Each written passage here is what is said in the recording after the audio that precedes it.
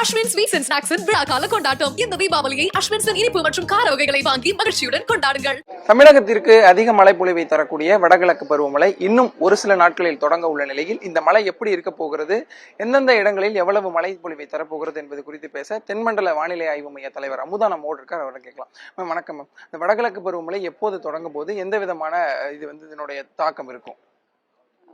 நேற்று இந்திய வானிலை ஆய்வுத்துறை வெளியிட்ட எக்ஸ்டெண்டட் ரேஞ்ச் ஃபோர்காஸ்ட் அடிப்படையில் சில கணிப்புகள் தரப்பட்டுள்ளன. அதன்படி இந்திய பகுதிகளிலிருந்து தென்மேற்கு பருவமழை காலம் 16 to 18 அக்டோபர் காலகட்டத்திலே விலகுவதற்கான வாய்ப்பும், சைமல்டேனியஸாக வடகிழக்கு பருவமழை காலம் சவுத் பெனின்சுலார் இந்தியாவில் துவங்குவதற்கான ஒரு கணிப்பு கொடுத்துருக்கோம். அதனால் தேதி பீரியட்னு பார்த்தீங்கன்னா 16 to 18 அக்டோபர் இருக்கிறதுக்கான வாய்ப்பு இருக்கு. இந்த பருவமழை வடகிழக்கு பருவமழை எப்போது தீவிரமடையும், அதை பற்றி என்ன?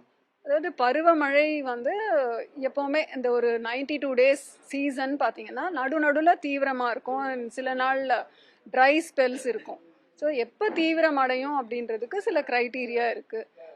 முன்னாடி சொன்ன மாதிரி சில ஸ்டேஷன்ஸ், இப்போ ஒரு 620 ஸ்டேஷன்லேருந்து நமக்கு மழை தரவுகள் வருது அப்படின்னா அதிலே 50% ஸ்டேஷன்ஸு 2.5 மில்லிமீட்டருக்கும் அதிகமான மழைப்பொழிவு ரெக்கார்ட் பண்ணி பதிவாகி நமக்கு ரிப்போர்ட் பண்ணியிருந்தாங்கன்னா அந்த ஸ்டாட்டிஸ்டிக்ஸ் எல்லாம் எடுத்து நம்ம கால்குலேட் பண்ணும்போது இந்த தேதியிலே வடகிழக்கு பருவமழை தீவிரம் அடைந்தது இல்லை நார்மலாக இருந்தது அப்படின்னு நம்ம டே டு டே சொல்லுவோம். இந்த வடகிழக்கு பருவமழை புயல் இல்லை காற்றழுத்த தாழ்வு மண்டலம் அதிகமாக தரக்கூடியதா இருக்கும்னு ஏற்கனவே சொல்லியிருந்தீங்க. இந்த ஆண்டு இதை நம்ம எப்படி மேம் எதிர்பார்க்கலாம்? நம்ம கடந்த காலம்னு பார்த்தீங்கன்னா கிளைமட்டாலஜி படி பார்த்தீங்கன்னா ஒரு ஜான்வரி பிப்ரவரியோ இல்லை மார்ச் ஏப்ரல் மே இல்லை சவுத் வெஸ்ட் மான்சூன் சீசனோ இல்லை வடகிழக்கு பருவமழை காலம்னு பார்த்தீங்கன்னா அந்த சீசனல் ஃப்ரீக்வன்சி பே ஆஃப் பெங்காலில் நம்ம வங்காள விரிகுடா பகுதியில் இந்த ஓஎன்டி அப்படின்ற வடகிழக்கு பருவமழை காலத்தில் தான் புயல் சின்னங்கள் அதிகமாக இருப்பதற்கான காலநிலை நமக்கு சொல்கிறது. அதன் அடிப்படையில் பார்த்தா நிச்சயமாக இந்த வருடமும் வருவதற்கான சாத்தியக்கூறுகள் உண்டு. வட தமிழக பகுதிகளில் இந்த வடகிழக்கு பருவமழை இயல்பை விட கூடுதலாக இருக்கும் நீங்க. ஸோ மாவட்ட வாரியாக பார்க்கும்போது இந்த வடகிழக்கு பருவமழையினோட தாக்கம் எப்படி மேம் இருக்க போகுது நமக்கு?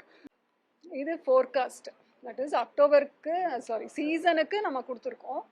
சீசன் ரெயின்ஃபால்னு பார்த்தீங்கன்னா வட தமிழக மாவட்டங்களில் இயல்பு இல்லை இயல்பை விட அதிகமாக இருப்பதற்கான வாய்ப்பு உள்ளது. தென்கோடி தமிழக பகுதிகளில் பார்த்தீங்கன்னா இயல்பு அல்லது இயல்பை விட குறைவாக பதிவாகிறதுக்கான கணிப்புகள் சொல்லப்பட்டிருக்கு. வட தமிழகம்ங்கிறப்போ இந்த சென்னை, செங்கல்பட்டு, காஞ்சிபுரம், திருவள்ளூர் இந்த மாவட்டங்களில் எப்பயுமே மழையினுடைய அளவு அதிகமாக பெஞ்சதுன்னா தண்ணி தேங்குறது, மக்களுடைய இயல்பு வாழ்க்கை முடங்கப்படுகிறது, பல பாதிப்பு இருக்கு. ஸோ நம்ம சென்னை மற்றும் புறநகர் மாவட்டங்கள் இந்த வட தமிழகங்களில் கூடுதலாக பெய்யும் இருக்கீங்க. நம்ம இந்த பகுதிகளில் எப்படி மழையை எதிர்பார்க்கலாம்?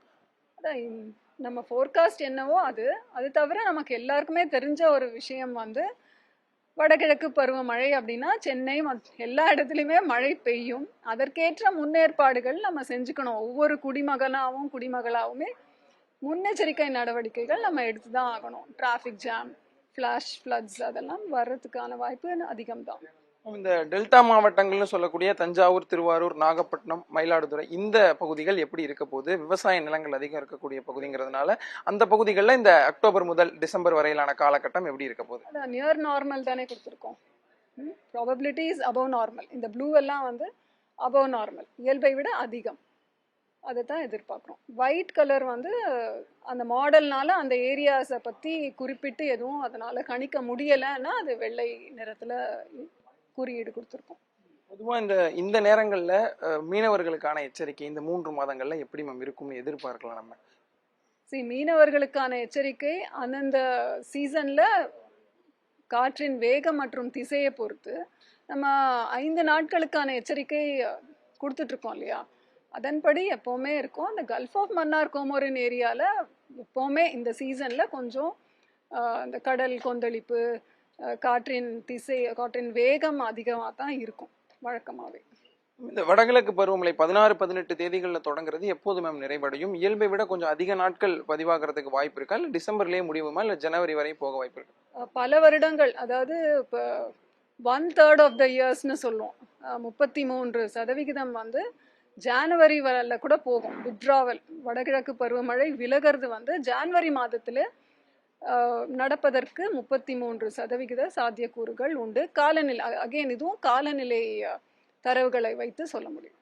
இந்த பருவமழை நேரங்களில் அரசுக்கு நம்ம சைட்லேருந்து எவ்வளோ நம்ம வந்து இன்ஸ்ட்ரக்ஷன் கொடுத்துட்டு இருக்கிறோம், தொடர்பாக நம்ம தொடர்ந்து நம்மளுடைய அறிவுரைகள் கொடுக்குறோமா? மழை தொடர்பாக இருந்தாலும் சரி, இல்லை இந்த வடகிழக்கு பருவமழையினுடைய ஆரம்பம் தொடர்பாக கொடுத்துட்டு இருக்கோமா மேம்? எல்லாமே நம்ம வந்து மாநில அரசுக்கு எல்லா புல்லட்டின்ஸ், மற்ற stakeholders, port warning, railways, அந்த மாதிரி எல்லாருக்குமே, மெரைன் டிவிஷன், எல்லா டிபார்ட்மெண்ட்ஸுக்குமே நம்மளோட புல்லட்டின்ஸ் ரொம்ப ரெகுலராக அனுப்பிட்டுருக்கோம். அந்த வகையில் அப்டேட்ஸ் கொடுத்துட்டே இருக்கோம்.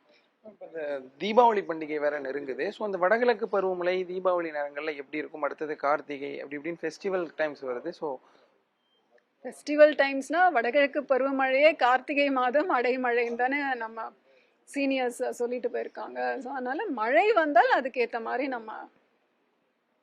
நம்மளோட வாழ்வு நிலையில கொஞ்சம் மாற்றங்கள் எடுத்துக்க வேண்டியிருக்கும். புதிய தலைமுறைக்காக ஒளிப்பதிவாளர் விஜயுடன் செய்தியாளர் வீரகுமார்.